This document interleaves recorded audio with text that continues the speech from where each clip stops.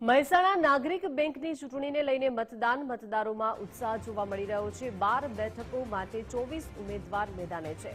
48 વર્ષ બાદ આ ચૂંટણી યોજાઈ રહી છે। વિશ્વાસ પેનલ અને પરિવર્તન પેનલ મેદાને છે। 16,500 સભાસદો મતદાન કરશે। અમદાવાદ અને મહેસાણા ખાતે મતદાનનું આયોજન કરવામાં આવ્યું છે। સવારના 8 વાગ્યાથી સાંજના 4 વાગ્યા સુધી આ મતદાનની પ્રક્રિયા થવાની છે। મતદાન બાદ આજે સાંજે પરિણામ પણ જાહેર થશે।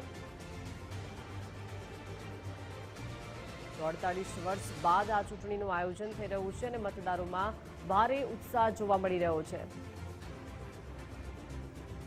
વધુ માહિતી સાથે સંવાદદાતા મુકેશ જોડાઈ ગયા છે। મુકેશ, 48 વર્ષ બાદ મહેસાણા નાગરિક બેંકની ચૂંટણીનું આયોજન છે, મતદારોમાં પણ ઉત્સાહ છે, શું વિગતો?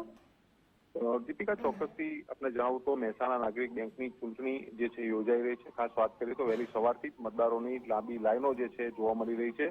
મતદારોમાં અનેરો ઉત્સાહ જે છે હાલમાં જોવા મળી રહ્યો છે। 12 બેઠકો માટે કુલ 24 ઉમેદવારો જે છે મેદાને છે અને 48 વર્ષ બાદ આ ચૂંટણી યોજાઈ રહી છે। ખાસ વાત કરીએ તો વિશ્વાસ પેનલ અને પરિવર્તન પેનલ સામસામે બેંકની સત્તા મેળવવા માટે મેદાને હાલમાં જોવા મળી રહ્યા છે। 16,500 સભાસદો જે છે ખાસ મતદાન કરશે અને અમદાવાદ અને મહેસાણા ખાતે આ સમગ્ર મતદાન જે છે યોજાઈ રહ્યું છે। સવારના 8 વાગ્યાથી સાંજના 4 વાગ્યા સુધી મતદાન ચાલુ રહેશે અને સાંજે 5 વાગ્યા બાદ મતગણતરી જે છે હાથ ધરવામાં આવશે।